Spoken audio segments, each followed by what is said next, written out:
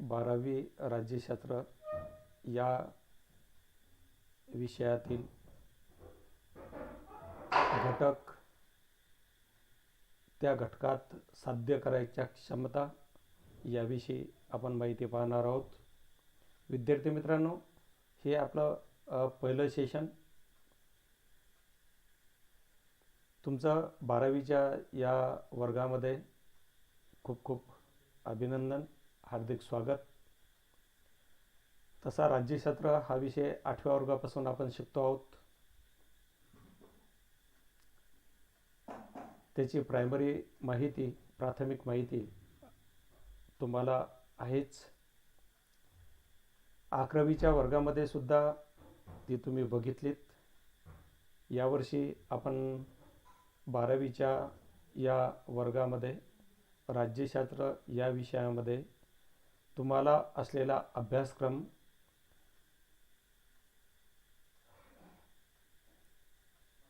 त्यातील घटक आणि त्या घटकामध्ये साध्य करायच्या क्षमता याविषयी थोडक्यात मी आज तुम्हाला सांगणार आहे. पहिला घटक आहे 1991 नंतरचे जग. 1991 नंतर जगामध्ये कोणकोणते बदल झाले याचा अभ्यास करत असताना आपल्याला या प्रकरणामध्ये साध्य करायच्या क्षमता आहेत. युद्धोत्तर काळात आंतरराष्ट्रीय संबंधात झालेल्या बदलाचा आढावा आपल्याला घ्यायचा आहे. शीतयुद्ध म्हणजे प्रत्यक्ष युद्ध न होता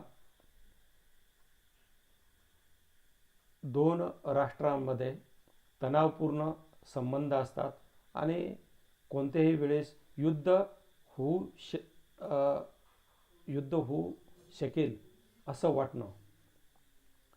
मित्रांनो, त्याचबरोबर मानवी समस्यांचे वाढते महत्त्व, आपल्या जगाला भेडसावणारी दहशतवादाची समस्या आणि बहुध्रुवीयता आणि प्रादेशिक वाद या संकल्पना आपल्याला याच प्रकरणामध्ये समजून घ्यायच्या आहेत. घटक क्रमांक 2 आहे जागतिकीकरण. यामध्ये आर्थिक, राजकीय, विज्ञान आणि तंत्रज्ञान आणि सामाजिक आणि सांस्कृतिक क्षेत्रात जागतिकीकरणानं आणलेले बदल समजून घेणं आणि त्याची विश्लेषण करण्याची क्षमता निर्माण करणं हे अपेक्षित आहे. ग्लोबलायझेशनमध्ये ज्या समस्या आहेत त्या समस्या काय आहेत हे विद्यार्थ्यांना समजून सांगणं यात अपेक्षित आहे. विद्यार्थ्यांनाही त्या समजून घ्याव्यात. घटक क्रमांक 3 आहे मानवतावादी समस्या. यामध्ये पर्यावरण आणि शाश्वतता, गरिबी आणि विकास, महिलांची स्थिती या समकालीन संकल्पनाची ओळख करून देणं या प्रकरणामध्ये अपेक्षित आहे. त्याचबरोबर त्या समकालीन विषयाचे भारताच्या संदर्भात विश्लेषण करण्याची क्षमता निर्माण करणं, विद्यार्थ्यांमध्ये निर्माण करणं हेही अपेक्षित आहे. घटक क्रमांक 4 आहे राष्ट्रीय एकात्मता, नॅशनल इंटिग्रेशन. त्यामध्ये राष्ट्रीय ऐक्य आणि राष्ट्रीय एकात्मतेची मूल्ये आत्मसात करण्यास विद्यार्थ्यांना प्रवृत्त करणं, भारतात शांतता, स्थैर्य आणि राष्ट्रीय एकात्मतेला असलेल्या आव्हानाला समजून घेणं हे अपेक्षित आहे. घटक क्रमांक 5 आहे सुशासन. यामध्ये सुशासनामध्ये लोक प्रशासनाच्या पारंपरिक दृष्टिकोनात झालेल्या बदलाबाबतचे विचार समजून घेणं, भारतातील सुशासनाबाबतचे वेगवेगळे पैलू समजून घेणं हे या प्रकरणामध्ये अपेक्षित आहे, या घटकात अपेक्षित आहे. आणि त्यानंतर आहे 6वा घटक भारत आणि जग. या घटकामध्ये भारताच्या परराष्ट्रीय धोरणाच्या विकासाची प्रक्रिया, तो विकास कसा झाला, भारताला जे स्वातंत्र्य मिळालं, स्वातंत्र्य मिळाल्यानंतर भारताचं परराष्ट्रीय धोरण अस्तित्वात आलं. भारताचे पहिले पंतप्रधान पंडित जवाहरलाल नेहरू यांनी परराष्ट्रीय धोरणाला दिशा दिली असं म्हटलं जातं. त्याचबरोबर भारताचे विविध राष्ट्राशी असलेल्या संबंधाचे विश्लेषण करण्याची क्षमता निर्माण करणं विद्यार्थ्यांमध्ये ही अपेक्षित आहे. भारत आज जगात कोणताच देश हा एकांगी राहू शकत नाही. त्याला आपल्या गरजा पूर्ण करण्यासाठी इतर राष्ट्रावर अवलंबून राहावंच लागतं. त्यासाठी आपले इतर शेजारी देशाशी कसे संबंध आहेत हे पाहणं यामध्ये अपेक्षित आहे. त्यानंतर मित्रांनो, या पुस्तकांमध्ये आहे क्रमणिका जर आपण पाहिली तर जगाचा नकाशा आहे. त्यानंतर आशिया खंडाचा नकाशा आहे. त्यानंतर जी चॅप्टर्स प्रकरणं यात आहेत त्याच्यामध्ये पहिलं 1991 नंतरचे जग, दुसरं प्रकरण आहे 1991 नंतरच्या महत्त्वाच्या संकल्पना आणि समस्या, त्यामध्ये जागतिकीकरण. त्यानंतर तिसरं प्रकरण आहे 1991 नंतरच्या महत्त्वाच्या संकल्पना आणि समस्या, त्यामध्ये मानवतावादी प्रश्न. चौथ्या प्रकरणामध्ये समकालीन भारत, त्याच्यामध्ये शांतता, स्थैर्य आणि राष्ट्रीय एकात्मतेसमोरील आव्हाने. प्रकरण 5मध्ये समकालीन भारत, त्यामध्ये सुशासनचा अभ्यास आपल्याला करायचा आहे. प्रकरण 6मध्ये भारत आणि जग याचा अभ्यास करायचा आहे. मित्रांनो, तसं जर पाहिलं तर हे पुस्तक खूप छोटं आहे. एकूण 59 पेजेसचा अभ्यास यामध्ये आपल्याला करायचा आहे. त्यामुळं पुस्तक खूप संक्षिप्त आहे, छोटा आहे असं मला वाटतं. त्यामुळं आपण घाबरून न जाता जर व्यवस्थित नियोजनबद्ध पद्धतीनं जर अभ्यास केला तर आपण चांगल्या उत्तम मार्कानं पास होऊच, चांगले गुण संपादन करू आणि विषय चांगल्या प्रकारे समजून घेऊ शकू. त्यानंतर परिशिष्ट आहेत, त्यामध्ये संक्षिप्त रूपे जे शब्द असतात त्या शब्दाची रूपे तिथे दिलेली आहेत. दुसऱ्या परिशिष्टामध्ये ईशान्य भारतातील राज्यासंदर्भात काही माहिती दिलेली आहे. ईशान्य भारतातील जी 7 सिस्टर स्टेट म्हणतो आपण, ती येतात ईशान्य भारताची, त्याची माहिती आपल्याला बघायची आहे.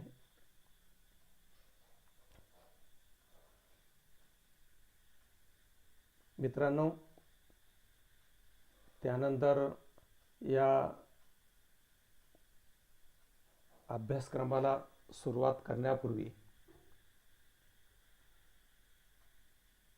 तुम्हा सगळ्यांना कल्पना आहे की कोविड-19 या महामारीच्या समस्येनं संपूर्ण जग हादरलेलं आहे. भारतामध्ये, महाराष्ट्रामध्ये, आपल्या बुलढाणा जिल्ह्यामध्ये, मेखर तालुक्यांमध्ये सुद्धा आसपास त्याचे रुग्ण आढळून आलेले आहे. भीतीचं वातावरण आहे. सगळ्या शाळा, कॉलेजेस बंद आहेत. विद्यार्थ्यांनाही काय करावं हे सुचत नाही आहे. शिक्षण खातंसुद्धा याबाबतीत काय करावं याचा सातत्यानं विचार करीत आहे. परंतु शाळा सुरू केल्या तर विद्यार्थ्याच्या आरोग्याला फार धोका निर्माण होऊ शकतो. म्हणून शासनानंच विद्यार्थ्यांना ऑनलाईन पद्धतीनं शिकवावं, त्यांचा अभ्यास बुडणार नाही याची काळजी घ्यावी. यासाठीच आपण आता ऑनलाईन पद्धतीनं आमचे विचार तुमच्यापर्यंत पोचवण्याचा प्रयत्न करणार आहोत. तर मित्रांनो, यावर्षीच्या या राज्यशास्त्राच्या पुस्तकामध्ये जे आपण 6 घटक अभ्यासणार आहोत, त्या पहिल्या घटकातलं पहिलं प्रकरण आज आपण सुरू करणार आहोत. त्या प्रकरणाचं नाव आहे 1991 नंतरचं जग. या 1991 नंतरच्या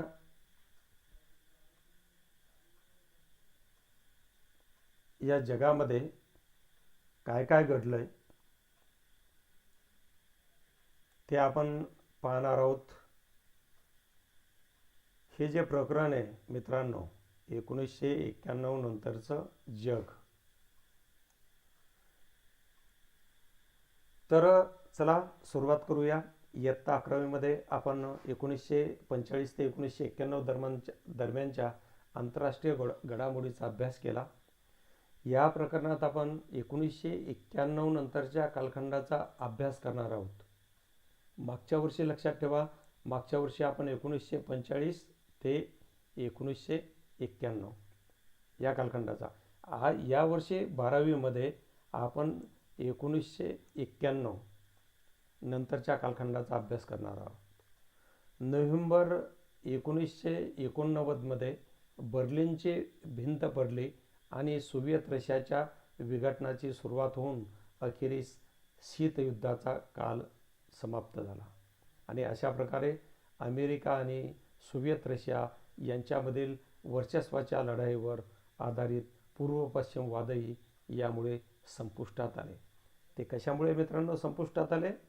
तर महत्त्वाची घटना ही सोव्हिएत रशियाचं विघटन. रशियाचं जी दोन बलाढ्य राष्ट्र होती, अमेरिका आणि दुसरा सोव्हिएत रशिया. मात्र सोव्हिएत रशियाचं विघटन झालं आणि शीतयुद्धाचा काळही समाप्त झाला. शीतयुद्धानंतरच्या काळातील घटना व घडामोडीचा आढावा आपल्याला पुढील 5 मुद्द्याद्वारे घेता येईल. त्यातला पहिला मुद्दा आहे शीतयुद्धाचा शेवट आणि नव्या राष्ट्राचा उदय. विद्यार्थी मित्रांनो, शीतयुद्धाच्या शेवटासोबत अमेरिका आणि सोव्हिएत रशिया या दोन महासत्तांनी व्यापलेली आंतरराष्ट्रीय व्यवस्था संपुष्टात आली. याच काळातील सोव्हिएत रशियाचं विघटन होऊन नवीन राष्ट्रे उदयाला आली. दुसरं आहे एकध्रुवीयतेचा उदय. अमेरिका आणि सोव्हिएत रशिया यांच्यामधील शीतयुद्ध संपल्याने द्विध्रुवीयता संपुष्टात आली. पुढे अमेरिकेचे वर्चस्व असलेली एकध्रुवीय आंतरराष्ट्रीय व्यवस्था उदयाला आली. मित्रांनो, या एकध्रुवीयता या मुद्द्यामध्ये दोन राष्ट्रातील शीतयुद्ध संपल्यानंतर ही द्विध्रुवीयता संपुष्टात आली, कारण अमेरिकेला दुसरा स्पर्धा करणारा देशच प्रबळ देश उरला नाही आणि त्यामुळं अमेरिकेचं वर्चस्व निर्माण झालं. तिसरा मुद्दा आहे मानवी हक्क आणि मानवतावादी हस्तक्षेप. मानवी हक्काबाबतच्या जागरूकतेत वृद्धी झाली आणि मानवतावादी दृष्टिकोनातून झालेल्या हस्तक्षेपामध्ये वाढ झाली.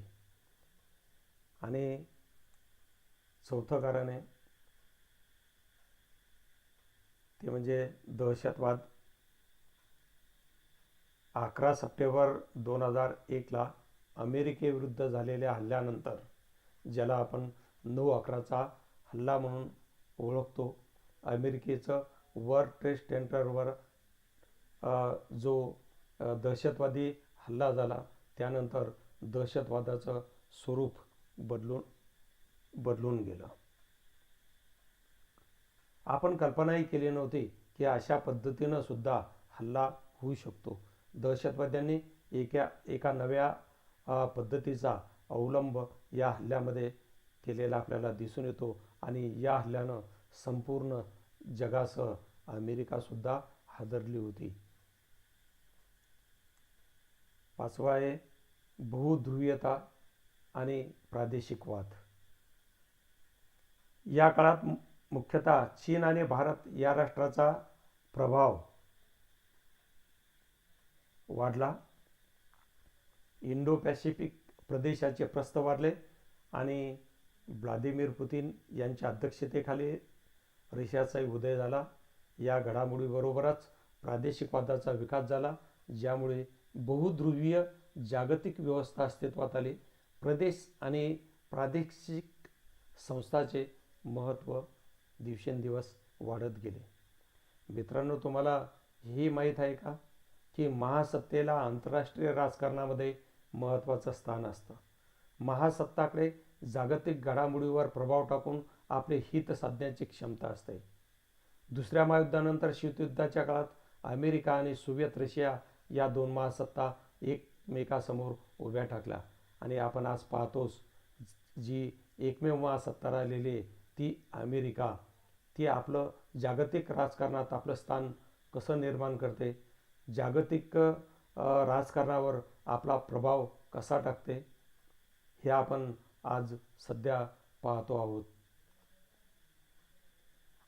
त्यानंतरचा मुद्दा आहे शीतयुद्धाचा शेवट आणि नव्या राष्ट्राचा उदय. विद्यार्थी मित्रांनो, 1989 मधील पूर्व युरोपातील क्रांतीनंतर आंतरराष्ट्रीय संबंधामध्ये दोन महत्त्वाचे प्रभाव आढळतात. पहिला म्हणजे स्वयंनिर्णयाच्या हक्कावर आधारित वांशिक राष्ट्रवादाच्या संकल्पनेचा आग्रह आणि दुसरा म्हणजे द्विध्रुवीयतेचा असतं.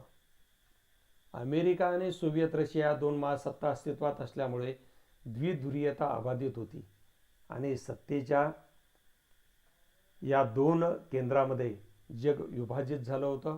संपूर्ण जग दोन गटात विभागलं होतं, एक सोव्हिएत रशियाचा गट आणि दुसरा अमेरिकेचा गट.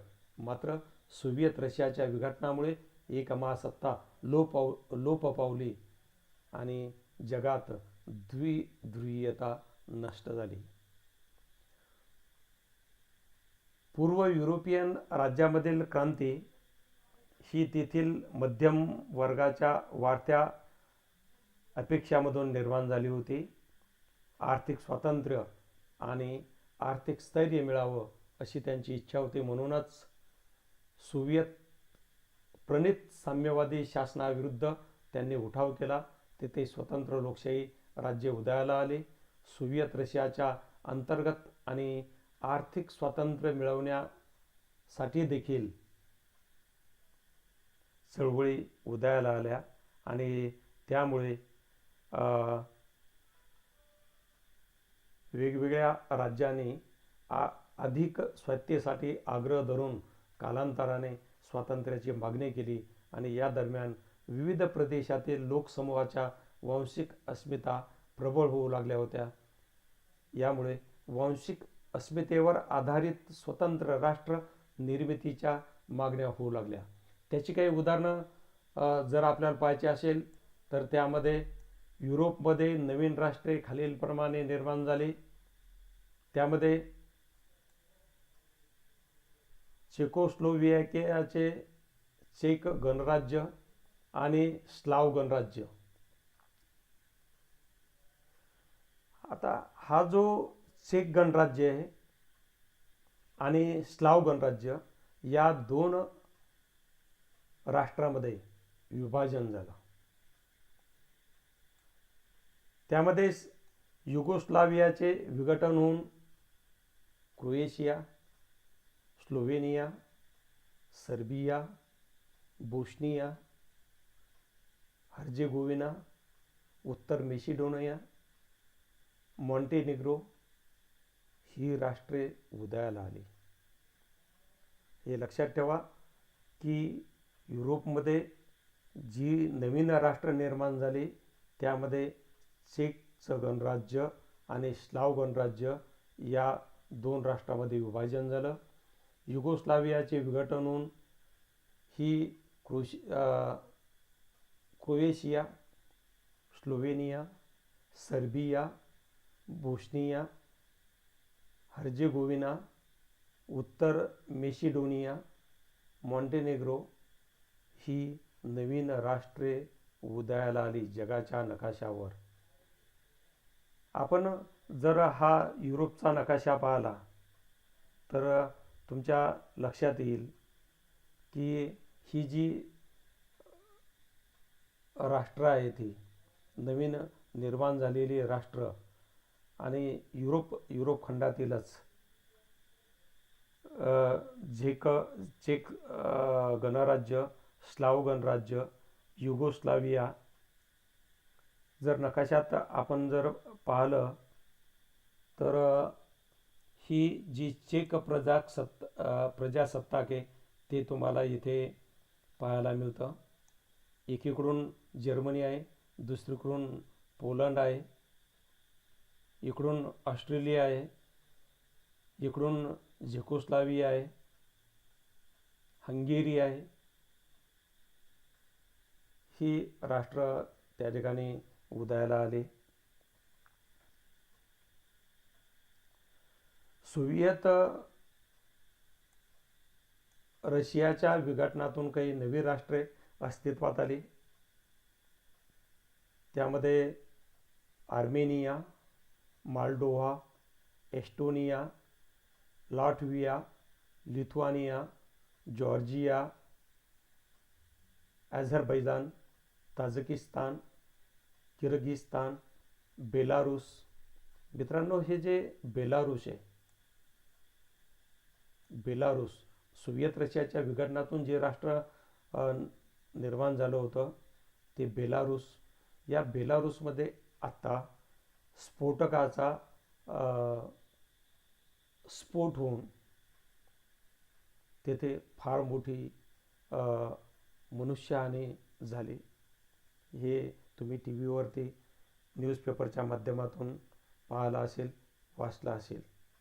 त्यानंतर हे उझबेकिस्तान, तुर्कमेनिस्तान, युक्रेन, कझाकस्तान आणि रशिया अशी 1 2 3 4 5 6 7 8 9 10 11 12 13 14 आणि 15 रशियासहित 15 ही नवी राष्ट्रे सोव्हिएत रशियाच्या विघटनातून निर्माण झाली. स्वशासनाच्या हक्कावर आधारलेल्या वांशिक राष्ट्रवादाला अनुसरून नव्या राज्याच्या निर्मितीचा प्रवाह जगाच्या इतर भागामध्येही दिसून आला. काही नवे देश जे स्वतंत्र राज्य म्हणून उदयाला आले होते त्यामध्ये पूर्व तिमोर म्हणजे हा इंडोनेशियापासून स्वतंत्र झालेला आहे. एरिट्रिया, इथिओपियापासून याला स्वातंत्र्य मिळालेलं आहे. त्यानंतर दक्षिण सुदान हा सुदानपासून स्वतंत्र झालेला आहे. त्यामध्ये हे 3 पूर्व तिमोर, एरिट्रिया आणि दक्षिण सुदान हे अनुक्रमे इंडोनेशिया, इथिओपिया आणि सुदानपासून स्वतंत्र झाले. आणि आज आपण पाहतो की आजही वांशिक राष्ट्रवादावर आधारित स्वातंत्र्याच्या मागण्या दिवसेंदिवस जोर धरताना दिसून येत आहेत. आता सोव्हिएत रशिया हा त्यातला मोठा भाग जो आता सध्या आपण रशिया म्हणतो तो हा. आणि आता हा सोव्हिएत युनियन राहिलेला नाही आहे कारण त्याचं विघटन झालं. आणि त्याच्यामधून आपण पाहिलं तर त्यामध्ये जर आपण हे नकाशा मी तुम्हाला मोठा करून दाखवतो याच्यामध्ये म्हणजे अधिक स्पष्ट तुम्हाला ते दिसेल. हे देश हा सोव्हिएत रशियाचा नकाशा आहे. आणि रशियाचा जो एवढा मोठा हा भूभाग दिसतो हा रशिया समजला जातो हा. आणि ही बाकीची जी राष्ट्र आहेत ही फार अत्यंत छोटी छोटी आहे. आणि या विघटनानंतर सुद्धा जो आजही प्रभाव दिसतो आपल्याला तो या रशियाचा दिसतो. यातून निर्माण झालेली या नकाशाकडे जर आपण पाहिलं एस्टोनिया,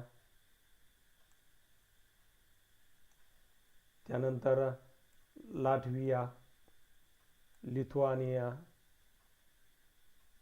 जी घटना झालेलं ठिकाण ते बेलारूस स्फोट, त्यानंतर ही युक्रेन, माल्डोव्हा,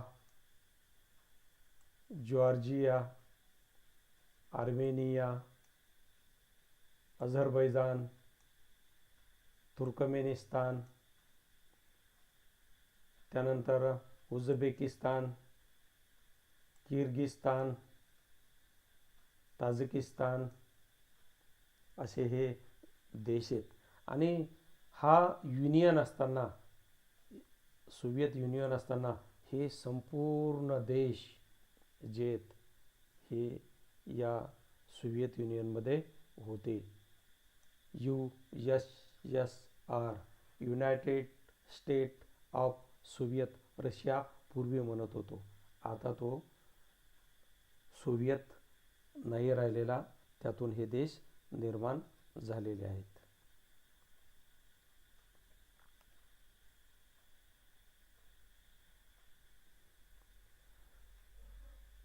आता जी स्वातंत्र्याची मागणी आपण पाहत होतो, या देशांना जे स्वातंत्र्य, ज्या वांशिक राष्ट्रवादावर ज्या मागण्या आज होताना दिसत आहेत, त्यामध्ये कॅटलोनियाला स्पेनपासून स्वतंत्र हवं आहे. कोसोवोला सर्बियापासून स्वातंत्र्य हवे आहे.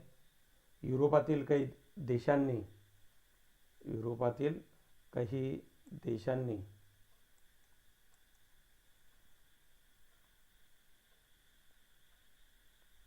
कोसोवाचा स्वतंत्र देशाचा दर्जासुद्धा मान्य केलेला आहे. चेचन्या याला रशियापासून स्वातंत्र्य हवे आहे. आणि अशा प्रकारे ही वांशिक राष्ट्रवादावर सुद्धा काही उदाहरणं आपल्याला सांगता येतील. एकध्रुवीय जागतिक व्यवस्थेचा उदय. मित्रांनो, तुमच्या लक्षात आलं असेल द्विध्रुवीयता आणि एकध्रुवीयता म्हणजे नेमकं काय. की जगावर द्विध्रुवीयता म्हणजे जगावर दोन देशाचा प्रभाव होता. जग दोन गटात विभागलेलं होतं. एक अमेरिकेचा गट, दुसरा रशियाचा गट. मात्र सोव्हिएत रशियाच्या विघटनानंतर आपण एकध्रुवीय जागतिक व्यवस्थेचा उदय झालेला आपण पाहतो. यामध्ये 1990मध्ये इराकने कुवेतवर आक्रमण करून कुवेतच्या भूप्रदेशावर ताबा मिळवला. याचे पडसाद जागतिक स्तरावर उमटले. संयुक्त राष्ट्रानं या प्रकरणाची दखल घेत यावर चर्चा केली. इराक विरुद्धच्या लढाईत पुढाकार घेत अमेरिकेनं एका बहुराष्ट्रीय सैन्याचं नेतृत्व केलं. या युद्धात कुवेतची इराकच्या ताब्यातून सुटका केली. अमेरिकेचे तत्कालीन राष्ट्राध्यक्ष जॉर्ज एच. बुश यांच्या मते एक नैतिक हा विजय होता. या जागतिक परिस्थितीला न्यू वर्ल्ड ऑर्डर ही संज्ञा वापरल्या गेली. अमेरिकेच्या या कृतीला जागतिक पातळीवर पाठिंबा मिळाला. यात सोव्हिएत रशिया, चीन, नाटो या संघटनेमधील सहभागी देश, इस्रायल आणि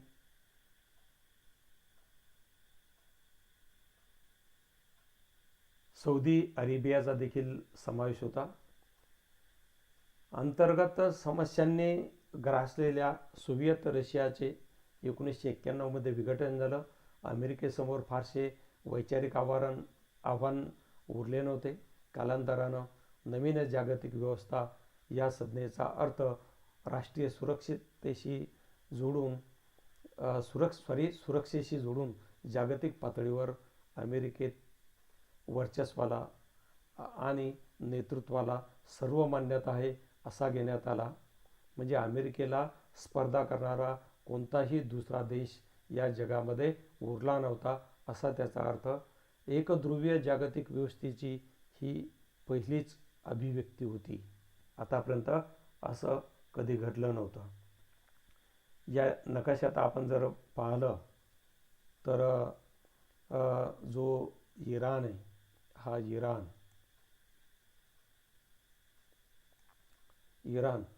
या इराणनं कुवेत हे ते कुवेत आहे, या कुवेतच्या भूप्रदेशावर ताबा मिळवला होता आणि त्याचे प्रसाद जागतिक स्तरावर उमटलेले होते. आपण पाहिलंच नकाशामध्ये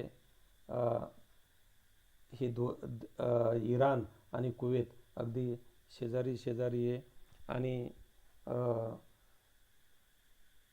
यात पुढाकार अमेरिकेनं घेतला, त्या सैन्याचं नेतृत्व केलं आणि कुवेतला इराणच्या ताब्यातून त्याची सुटका केल्याचं आपण पाहिलंच. मित्रांनो,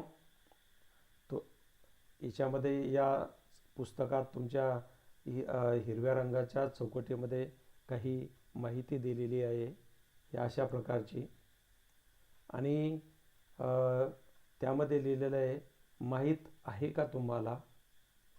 तुमच्या हे अधिक माहितीसाठी दिलेलं आहे. त्या विषयाचा अभ्यास करत असताना एखाद्या व्यक्तीविषयी, एखाद्या घटनेविषयी, एखाद्या संशोधकाविषयी, एखाद्या पारिभाषिक शब्दाविषयी, एखाद्या संज्ञेविषयी माहिती याच्यामध्ये दिलेली असते, त्याचं स्पष्टीकरण दिलेलं असतं. याच्यामध्ये दिलेलं आहे की अमेरिकन राजकीय भाष्यकार फ्रान्सिस फुकुमाया यांनी इतिहासाचा अंत हा सिद्धांत मानला आणि त्या सिद्धांतामध्ये त्याने असं म्हटलेलं आहे की सोव्हिएत रशियामध्ये साम्यवादाचा पाडाव झाल्यानंतर समाजवादी राजकीय, आर्थिक आणि सामाजिक व्यवस्थांचा अंत होऊन आता जगभरात उदारमतवादी लोकशाही व्यवस्था निर्माण होतील. हे भाष्य केलेलं आहे आपल्या सिद्धांतामध्ये फ्रान्सिस फुकुमाया यांनी. अमेरिका आता एकध्रुवीयता आपण बघतो आहोत. अमेरिका आता जगात एक प्रबळ राष्ट्र म्हणून प्रस्थापित झाले होते. अमेरिकेच्या या वर्चस्वाला राजकीय आणि आर्थिक आयाम होते. राजकीयदृष्ट्या पूर्व युरोपातील अनेक पूर्वाश्रमीच्या साम्यवादी राजवटींनी अमेरिकी उदारमतवादी लोकशाही तत्वावर आधारलेली शासन प्रणाली स्वीकारली होती. सुशासनाची संकल्पनासुद्धा लोकशाहीशी जोडल्या गेली. आर्थिक क्षेत्रात देखील बऱ्याच देशांनी समाजवादी अर्थव्यवस्थेचा त्याग केला. हे घडलं होतं रशियाच्या विघटनानंतर. अमेरिकन वर्चस्वाचा आणखीन एक महत्त्वाचा पैलू म्हणजे तिचे सॉफ्ट पॉवर. सैनिकी बळाचा वापर न करता दुसऱ्या देशावर प्रभाव टाकणं म्हणजे सॉफ्ट पॉवर.